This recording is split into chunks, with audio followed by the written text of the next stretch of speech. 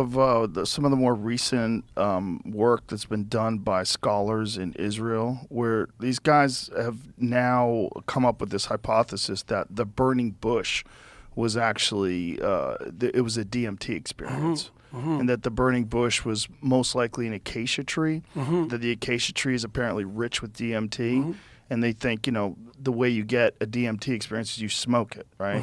And that they had some method of achieving psychedelic states through this, and this is where Moses is encountering God. Well, we have one of the Have things... you read any of that stuff? I know about the theorizing, and Yeah. it's certainly the case that people have been using psychedelic experiences for we don't know how long. Right. Hundreds of thousands of years, no doubt. And they've had a profound cultural consequence. One of the things that a psychedelic experience does is amplify that sense of intrinsic interest, right? So it strips your perceptions of their inhibition by memory. That's a good way of thinking about it.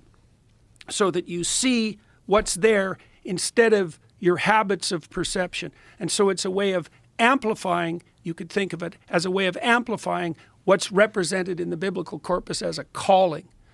And the thing that's odd about the calling, well, when you can think about it this way, when you're laying out a podcast, when you're participating in a podcast, you're following a golden thread, right? You're following where your interest takes you and your curiosity takes you. And that's not something you can pre-plan, right? It's something that happens in the moment.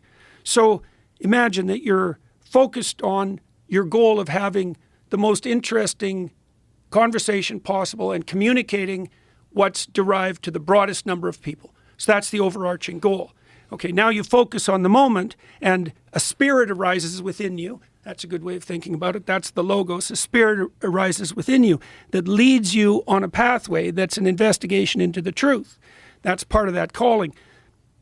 The psychedelic chemicals, they heighten that. They heighten the manifestation of the underlying mystery. That's another way of thinking about it. They do that neurochemically. And so now what's the association between that and religious revelation in the Bible? We don't know. We don't know. Have you read any of Marco Allegro stuff? No.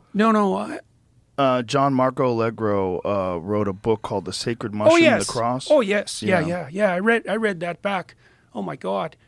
1974? So you probably read it before it was bought up by the Catholic Church.